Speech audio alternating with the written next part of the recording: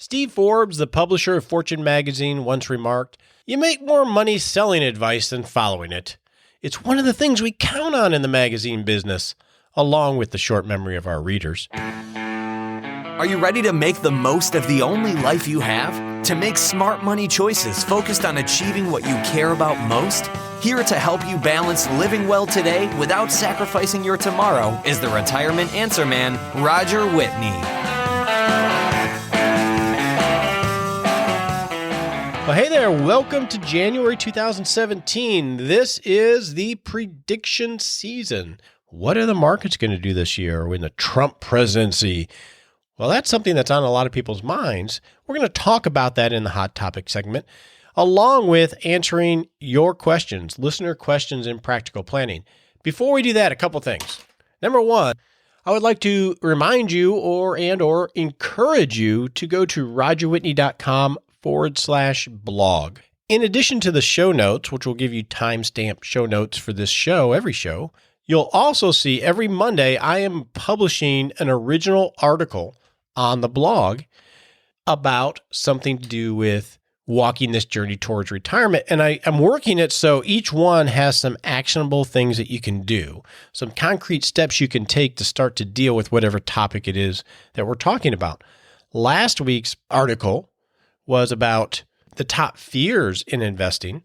So if you like written form and you want to read topic-specific articles, go to rogerwhitney.com/blog. One thing I really like about it is because of the changes that I've been making in my practice, I can have the comments section open. So if you have some perspective on the topic at hand or a comment, you can leave them there in the comments section.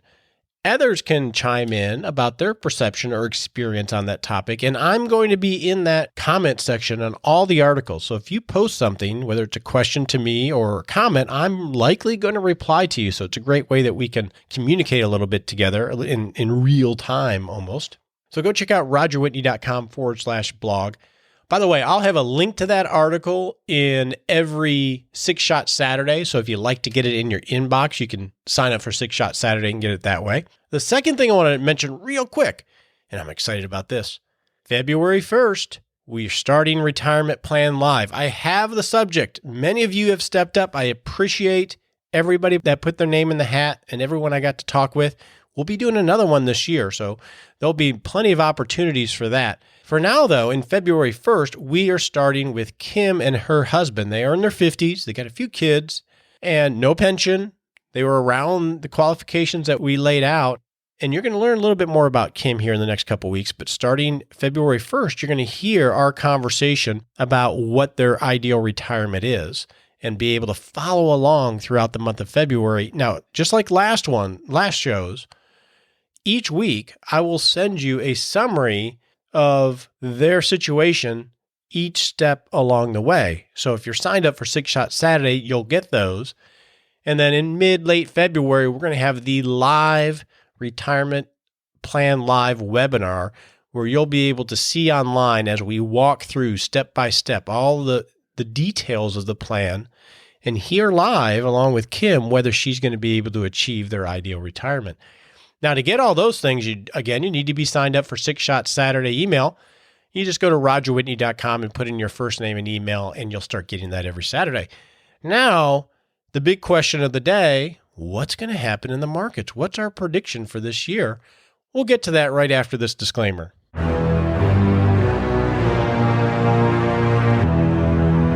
Real quickly here, just don't take advice from me, right? If you're not a client, and I don't work for you as a fiduciary, that means I don't know enough about you to speak into your life. So think of this as helpful hints and education. And before you make any decisions, talk to your financial advisor, your legal advisor, or your tax advisor. That's just common sense. If you want some more disclosure stuff, listen to the end of the show. Well, welcome to the Hot Topic segment where we dive into a timely topic that's going on right now. And since it's January, it's prediction season. Here in a few weeks, we're going to have an interview with a market strategist, Bert White, who I love Bert as a man and as a strategist. But when we come to what are the markets going to do, it gets a little problematic. Now, if you recall, we had some predictions right before the election, right? That was a big deal. What's going to happen with the markets if Hillary wins or if Donald Trump wins? There was a lot of talk about that. I know there was because I got a lot of emails from you on that topic and in my practice from clients wanting to know how they should be positioned for the election. So I went and looked at some articles because every major research firm and investment firm had their predictions. Generally, it was if Hillary wins, markets should just continue on normally. But it got a little bit more scary on the predictions of what if Donald Trump won. So let me just share a few of them with you. Back in October and Halloween, New York Times had an article that was very negative about whether Donald Trump won. He says, if he won, the conventional wisdom is that right off the bat, if Donald Trump won, the stock market would fall precipitously. That's a fancy word. They quoted Simon Johnson, an economist at MIT. He posited that Mr. Trump's presidency would likely cause the stock market to crash and plunge into a world recession. Bum, bum, bum. You get the gist there. Now, I'm not picking on just the New York Times. Money Magazine on their online edition said if Donald Trump wins the election, U.S. stocks and likely many other world markets would almost certainly tank. How big of drop? Forecasting firm Microeconomic Advisors predicts an 8% fall in the U.S., and the Brookings Institute projects a 10 to 15% nosedive. So you sort of get the idea. One last one real quick. MarketWatch.com had an article, and it said the stock market could crash if Donald Trump is elected president. Now, I am sort of making fun of these bold predictions, but I'm really not, because predictions are something that we all seem to be attracted to, and everybody has one. That's almost everybody in the news media and a lot of investment firms as well really put out provocative headlines and predictions for us to consume. Why do they do that? Is it because they have some crystal ball that the rest of us don't? I don't think so. I think it has to do with everybody vying for attention, whether it's a newspaper, an online site, or an investment advisory firm. If there was a headline that said, capital markets are expected to continue to function normally, or it's unclear how unknown future events will impact prices. If someone were to have a message like that over and over again, more than likely you and I aren't going to click on it. We're not going to buy the magazine. We're not going to watch the TV show because it just says, hey, things are going to be normal. And we don't know what will happen. We don't understand how it's going to affect the future. Those things we never hear because they're not provocative, and we are not interested in those. We want foresight because it's difficult being uncertain about the future, so it's easy to grab onto these provocative headlines. So these are really intelligent people coming up with these predictions and these research reports. I am not poo-pooing that. I've been able to sit in rooms with people that my brain power was a fraction of what theirs were. And there's a team of them with resources and tens of millions of dollars being spent on this. So it all sounds amazingly great. But here's part of the problem with predictions or following bold advice is that you don't just have to be right on getting it. I'll go through here an example here in a second, because you got to remember at the end of the day, what are you and I trying to do? We're trying to take productive step forward in creating a great life and creating a great retirement, not just get the stock market right. So let me go through an example to sort of explain what I mean. So let's assume that the prediction that we believe in is that equities, stocks, are way too high and they're going to go down. Okay, so that is the prediction we're going to act on. Let's walk through logically how this is going to work with the idea that really our ultimate goal is to be better off overall as a family, take a productive step forward. So the prediction is that equities are too high and they should go down. So we're going to assume that there's a 50-50 chance that this prediction is right. That it's a 50-50 proposition whether stocks go down or not.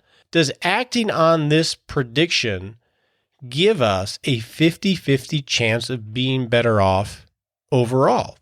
If we act on the fact that we think equities are too high and we reposition our portfolio correctly, does that give us a 50% chance that we're going to be better off after this decision? Not quite, Because if you act on that, you're actually going to have to make two decisions.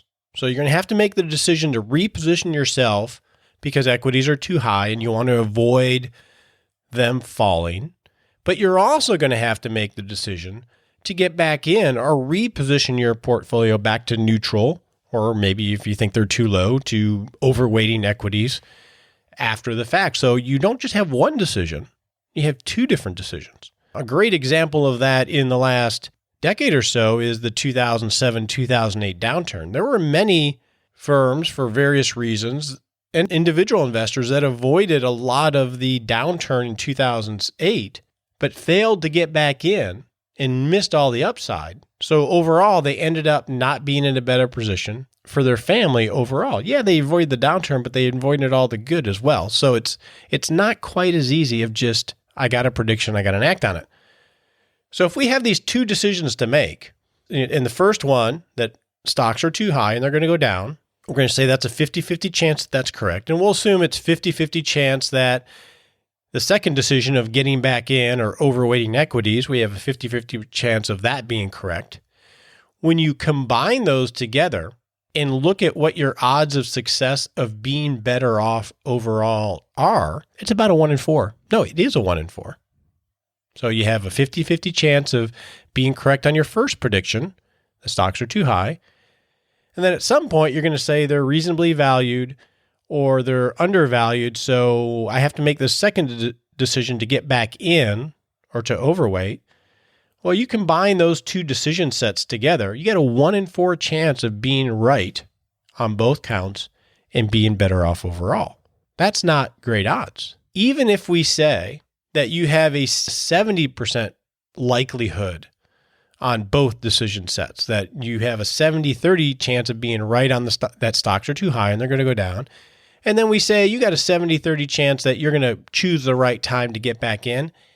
Even if we do that, the likelihood that you're correct in the combination of those decisions is still shy of 50% overall.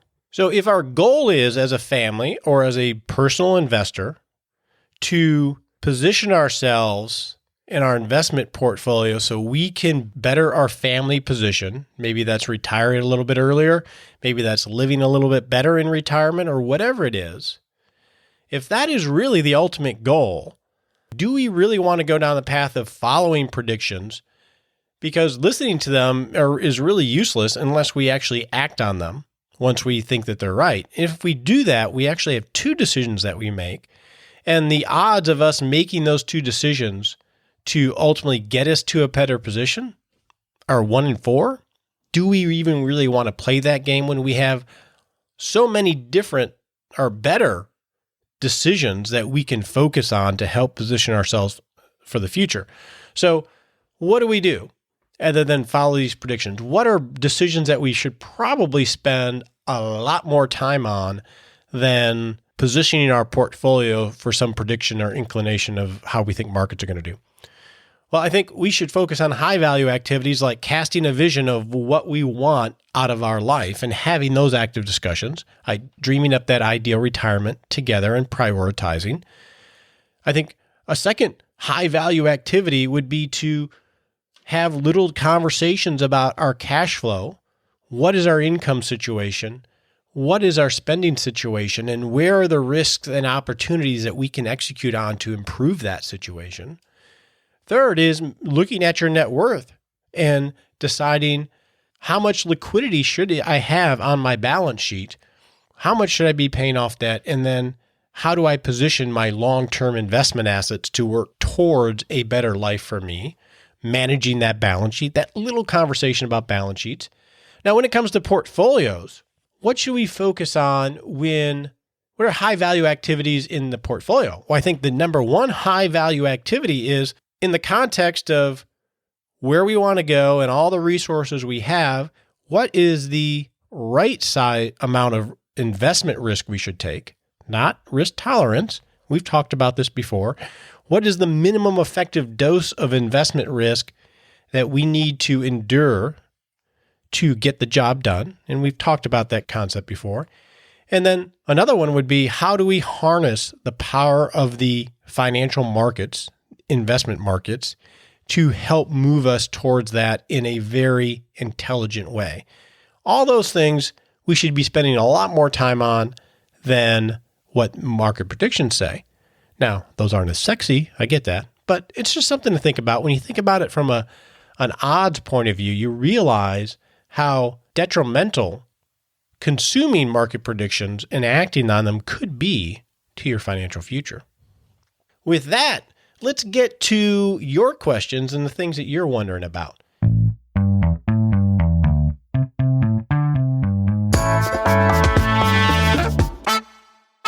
Well, welcome to the Practical Planning segment, where this week we are going to answer some of your questions. We're going to answer Dean and Michael and Frank and Neil's questions about retirement and all the vehicles related to retirement. So our first question is from Dean, and he has a question about donor-advised funds. So he says, this question is about using a donor-advised fund to make my ties with.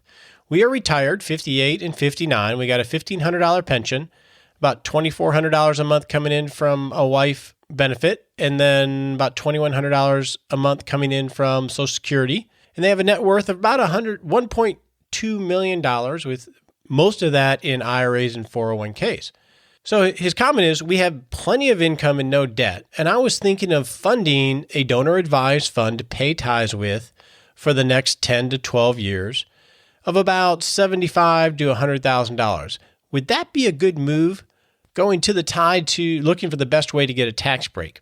We got a couple different questions in there. Those of you that are Christians I know there's some thought around tithes and how that should be done. And a donor-advised fund might not philosophically fit in with that. I'm not going to comment so much on that. But let me explain what a donor-advised fund is and then talk a little bit about your issues. So a donor-advised fund is a philanthropic vehicle established at a public charity. Now, many major financial firms have donor-advised funds set up. And the way they work is anyone like you and I can make a contribution to a donor-advised fund, and it's commingled with thousands of other people making combinations. The investment firm manages the charitable fund. As soon as you make a contribution to that donor-advised fund, you get a deduction in that year for whatever the IRS allows.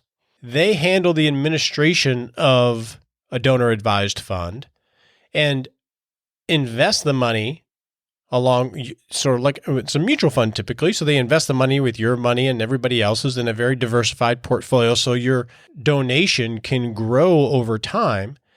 And then at any time afterward, you can recommend grants from your account to qualified charities.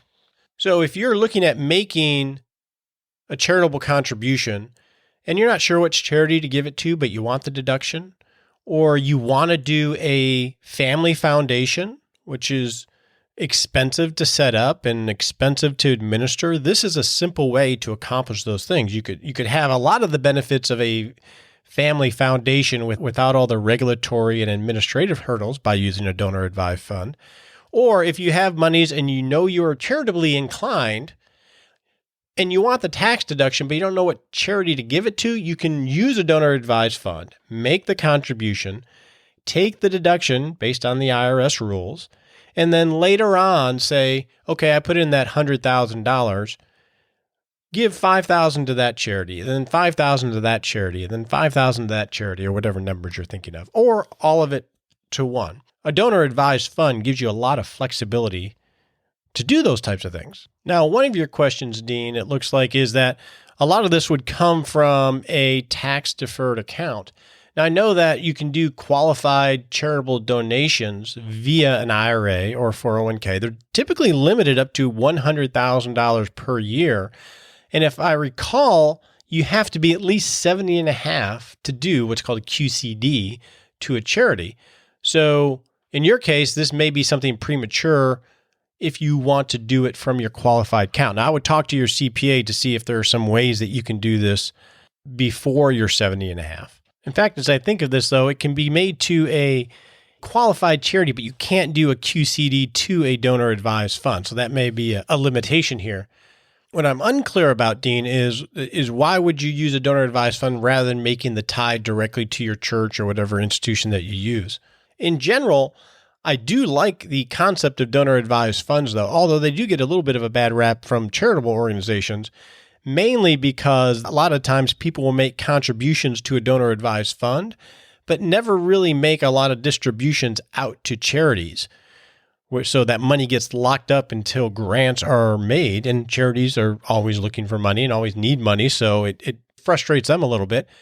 One thing I like about donor advised funds, though, is that it is like setting up a family foundation. So as an example, now that I've had these changes in my business, starting January 1 of this year, and this is why I was really liking your question, Dean, because I'm in the process of establishing an account with a donor advised fund, because one of the things I'm going to do going forward is contribute 5% of my gross revenue from the firm into a donor advised fund.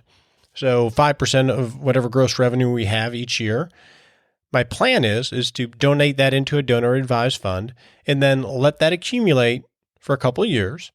And this should grow. It's going to be invested, so it should have some growth associated with normal market conditions. And then each year after the second year, with my clients, we're going to choose who we make grants to. So each year we're going to make a grant to charitable organizations to roughly 5% of whatever is in that particular fund.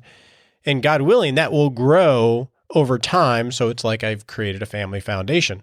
Now, one way I've seen this done with families is that the family will donate to a donor advised fund, and they will host family meetings once a year to have discussions about where those monies or a portion of those monies should be distributed in terms of charities. It's a great vehicle to start having that charitable conversation and getting the entire family involved in the discussion. So hopefully that answered your question, Dean. If you have more specific questions, just shoot me an email and we'll talk about it.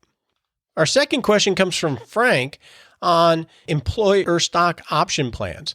So Frank says, my company is an ESOP, which means that it's employee owned. There's an ESOP, an employee stock option plan, where the employees are owners of the company. It's a complicated vehicle that business owners will use from time to time to sell the company basically to the employees. So Frank continues, we have an internal stock exchange for the stock of this private company.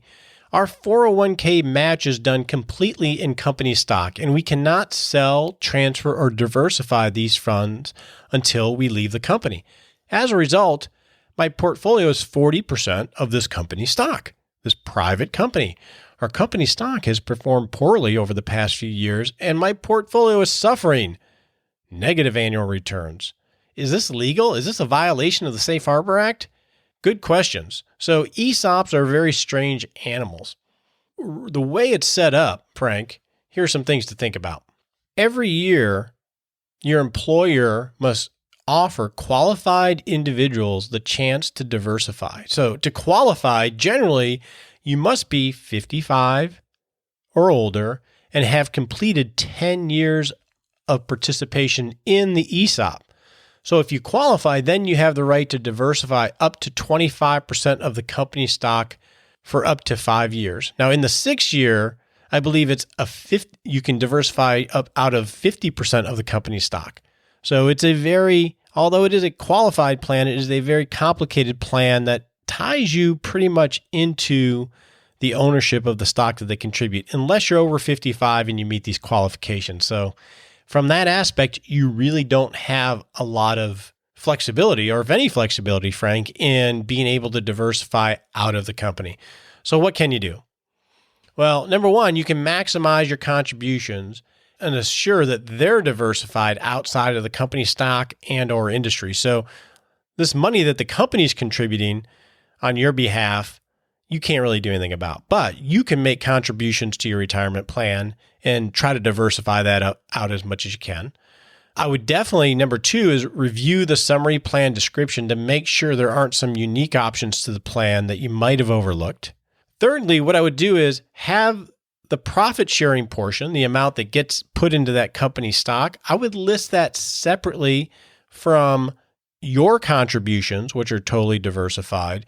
list that as a separate item on your net worth so you can frame your decisions better on this and focus on things that you control. So what I would do is under your tax deferred accounts, I would have employer retirement plan, employee contributions, and that would be the monies that you contribute and how you allocate and diversify.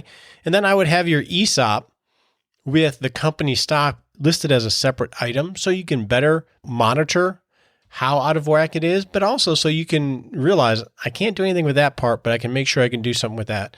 Fourth, I would focus on savings outside of the company plan to better diversify your holdings. Now, I understand that that can be difficult. You got to have the cash flow to do that.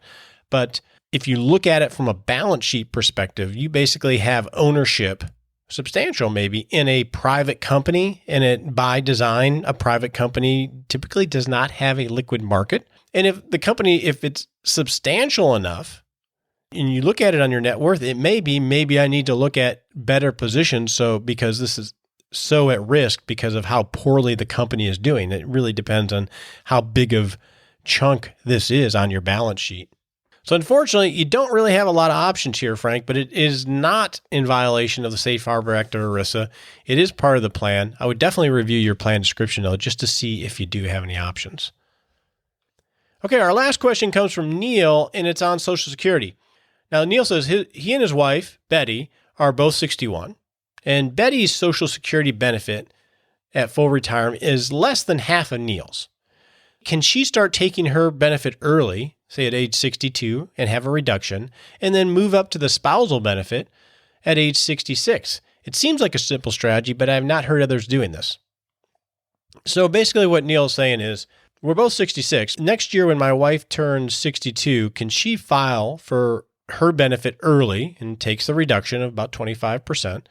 And then when Neil files for Social Security at full retirement and Betty's at full retirement age, can she move up to get half of what his is, which is what we think of as the spousal benefit? Well, it does seem like a simple strategy. And the reason you don't see a lot of people do it is because of this, Neil. The spousal benefit, that benefit is actually two separate benefits. One is the benefit that the individual spouse qualifies for on their own, plus a supplement that brings the spouse up to one half of the higher earners benefit. So it's actually, Betty in this case would be filing her own benefit. And then at full retirement, there would be a supplement that would be applied to get you up to the higher earners benefit of one half. But it doesn't work if Betty files early. Best way to talk about this is go through an example. So Neil, let's assume that at full retirement, your benefit is $3,000. And then Betty's benefit at age 66 is $1,000. So if both of you were to file at full retirement age, Neil, you'd get your $3,000. Betty would get $1,000 a month on her benefit and then get a supplement of $500 to move up to one half of yours. So that's how that would work. So she's actually receiving two benefits, $1,000 based on her earnings, and then a supplement of $500 a month. So what happens is if she were to take her benefit at age 62, it would be reduced by roughly 25%. So rather than getting $1,000 a month, she would get $750,000 or $750 per month. I almost made her rich there. She'd get $750 per month. So when she reached full retirement age and you filed for her benefit, the spousal supplement would still be $500 a month. So rather than having her full benefit of $1,000, she would have her benefit of $750 plus your $500 supplement. So rather than getting $1,500 a month, she would be getting $1,250 a month. That $250 a month difference, or roughly a 16% decrease, would last forever. So it doesn't quite work the way because of how they have it structured as far as benefits. So what does that losing that $250 a month mean? So if we assume that she lives to age 90, that's roughly $72,000 that you'd be giving up doing the strategy. If we factor in a COLA adjustment, because Social Security has a cost of living adjustment that happens every year. And since 1975, that COLA adjustment has averaged about 3.8%. Then really between then and age 90, it would be about $114,000 that you would miss out on by doing what you propose. So it's very complicated stuff. I know that, but hopefully that helps you, Neil. Now it's time to get to the Smart Sprint of the week. On your marks, get set.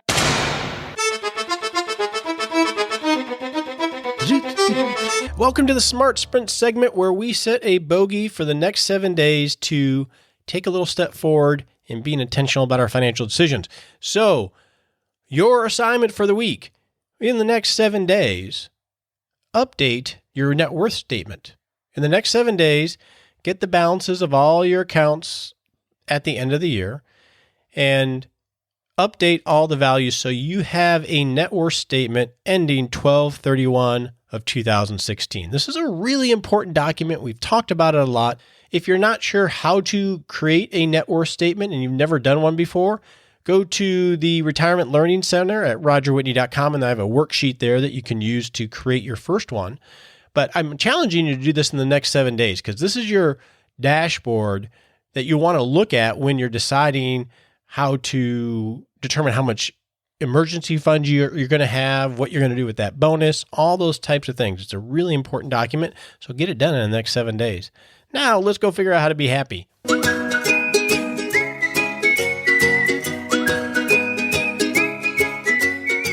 love the music for the Happy Lab. Welcome to the Happy Lab, where we talk real shortly just on some things we can do to create a happier life. I'm going to link in Six Shots Saturday to a Simon Sinek video that's talking about one of the problems with millennials. Now, I don't agree with everything he says in this video, but he talks in the video about the addiction to devices. Take your iPhone or whatever phone you use. It's supposed to be a tool that we use to improve our lives. And what has happened is, because of all this connectivity, is that we become a tool for it in terms of all the social media and everything else. And addiction to checking email and checking texts and things like that, he really outlays well of this is how millennials were brought up and the fact that it releases dopamine when these things happen and we have to go look. But really what I thought about is really more self-examination of how often do I have to check my phone? If I see my phone ding or hear it ding, am I able just to ignore it and just sit there and be with someone? Do I have to go see what it is? I think this is something I'm going to work on this year. It's a great video. I'll have a link to it in the Six Shot Saturday. Simon Sinek, I think it's called The Problem with Millennials. But I think there's a lot of things we can use that if we can wean ourselves from the addiction to these devices and responding to them, then we can live a happier life.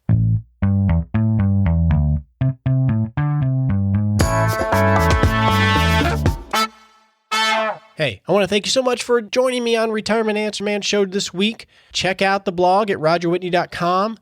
Go to rogerwhitney.com Retirement Answers if you have a question so we can answer them on the show. I so appreciate you walking this journey with me. Until next week, have a great day. This is Roger Whitney, the Retirement Answer Man. We appreciate you joining us today for this episode of Retirement Answer Man. Be sure to visit rogerwhitney.com/answers to access the Retirement Answer Library with over 30 checklists to help you make the most of the only life you have. Remember, you have more power than you realize to create an amazing life starting today with Retirement Answer Man. The opinions voiced in this material are for general information only and are not intended to provide specific advice or recommendations for any individual. All performance referenced is historical and no guarantee of future results. All indices are unmanaged and may not be invested into directly. Have a wonderful day.